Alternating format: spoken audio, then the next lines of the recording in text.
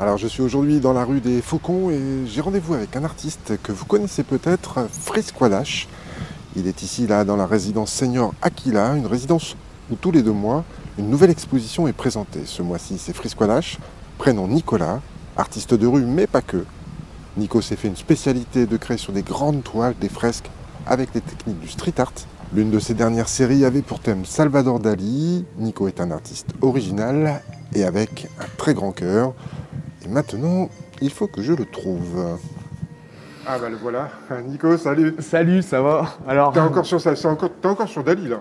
oh oui, tout le long de l'année, comme vous avez pu le percevoir lors du dernier festival, la fresque de Salvatore Dali, monumentale, et ainsi que tous les tableaux qui sont présentés un peu à droite à gauche dans cette ville, pour valoriser toujours l'art et la culture sur Saint-Quentin. Et puis Dali, c'est un personnage que j'affectionne tout particulièrement. Mais aujourd'hui, on va sortir un peu de ce créneau Salvatore Dali pour vous emmener dans un univers qui mélange à la fois ce qui est fait dans la rue en règle générale, mais vous faire voir aussi qu'on peut aussi le présenter sur toile dans des établissements comme celui-ci. Voilà. Alors, est-ce que tu peux nous expliquer un petit peu ce que tu fais dans la rue déjà, puis après on fera la transposition sur les toiles. Alors moi je suis street artiste depuis déjà 23 années, je travaille sur tout type de mural, que ce soit à la peinture mais aussi sur des collages. Je peux vous présenter un peu quelques. Là par exemple c'était une fresque qui avait eu de fait à côté du lycée Henri Martin, qui était à la fois pédagogique mais qui présentait un Big Five, et dans ce Big Five il y avait un des éléments pour que ça soit pédagogique que j'avais sorti du créneau pour pouvoir l'exposer ailleurs. Et puis lors d'un parcours sur le street art, on essayait de retrouver un des animaux qui manquait sur cette fresque. Mais je fais aussi tout ce qui est forme de collage, puisqu'il y a des moments où on n'a pas d'autorisation au préalable pour pouvoir exercer notre métier d'artiste de peintre. Donc j'essaie de trouver des endroits un petit peu atypiques dans lesquels je vais mettre de la couleur, de la gaieté. Puis on sait très bien que les animaux s'appelaient aux petits comme aux grands. La preuve aujourd'hui, c'est parce que en règle générale, je travaille dans les écoles et les centres de loisirs pour faire des ateliers autour de l'art. Mais aujourd'hui, on est dans une résidence senior Aquila sur laquelle je présente 16 grandes toiles format géante qui fait le lien de cause à effet entre les animaux et les hommes, pour savoir justement qui est le plus sauvage. Et cette collection est intitulée Salvare, puisque comme le grand maître catalan, j'aime bien mélanger aussi la culture aussi bien française, espagnole et d'Amérique latine. Voilà. Je dirais que maintenant pour aller voir, tu vas nous présenter ton expo, tes différentes œuvres. Je dirais quoi? Vamos? Vamos. Ahora.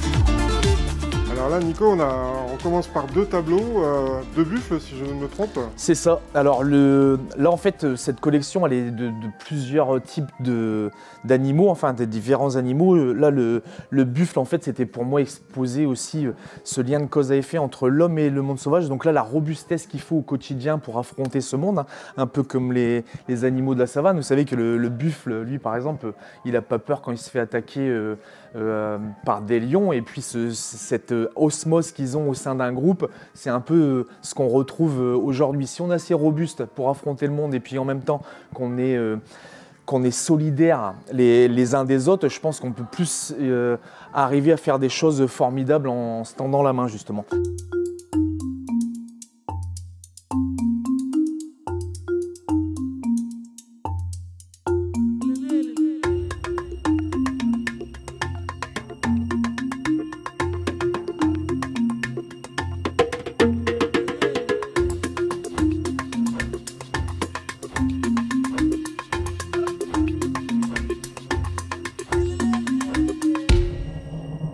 Alors, exposer comme ça ce type de tableaux qui sont très jolis, très particuliers, très colorés, dans une résidence senior, je pose la question, quelles sont les répercussions par rapport aux habitants, par rapport aux personnes qui sont ici à la résidence? Est-ce que tu as déjà eu des échos? Ça choque ou ça fait questionner?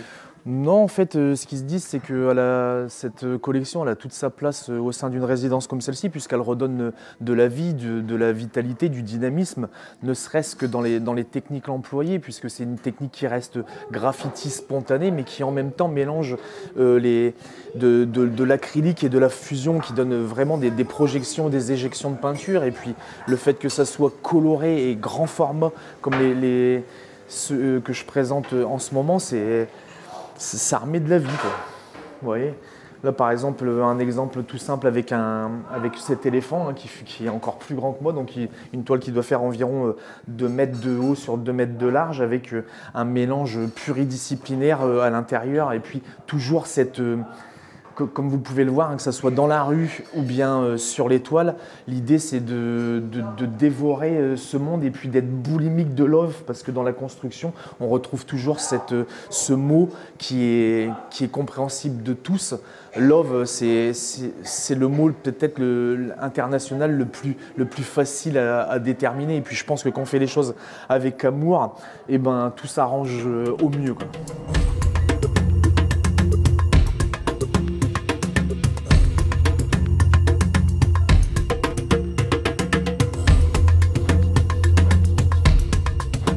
Alors il y en a un peu partout, on est dans les couloirs, on est dans les pièces, la salle de resto on vient de la quitter. Il y a également ici là la salle des conférences. J'ai encore quelques tableaux ici. Oui, en fait il y a une petite salle de conférence, donc là on peut retrouver la girafe et le rhinocéros, hein, pareil, hein, pour faire ce lien de cause à effet avec les hommes, toujours ce besoin d'être toujours prendre de la hauteur, hein, un peu comme la girafe. Hein. C'est un peu ça aussi avec ce genre d'expo, c'est qu'on peut emmener le lecteur ou l'interlocuteur final sur des sujets qui sont propres à la société moderne et puis ce qu'on vit avec l'extinction des espèces, le réchauffement climatique et tout. Et là, juste derrière nous, là, ici, on a un exemple bien précis. Tu aimes bien parler de celui-là, de ce fameux zèbre. Alors le zèbre, pourquoi? Parce que justement, hein, il est un peu rayé, il est un peu comme un code barre, hein, comme tout ce qu'on consomme au quotidien, puisque des fois, on oublie justement ce côté humain pour être dans cette société de consommation ou dans ce monde virtuel à outrance. Et puis le fait de pas faire vivre seulement mes toiles sur la toile, mais la toile internet, d'avoir justement cet échange, mais de direct, puisque on le voit, hein, même avec la jeunesse, des fois, ils sont tous la tête dans le téléphone alors qu'ils sont l'un à côté de l'autre. Et je trouve qu'il y a beaucoup de choses qui nous rapprochent des animaux, et en observant le monde sauvage, eh ben on apprend des choses et on a beaucoup plus de valeur, de notions de respect plutôt que cette consommation qui nous dévore au quotidien, quoi.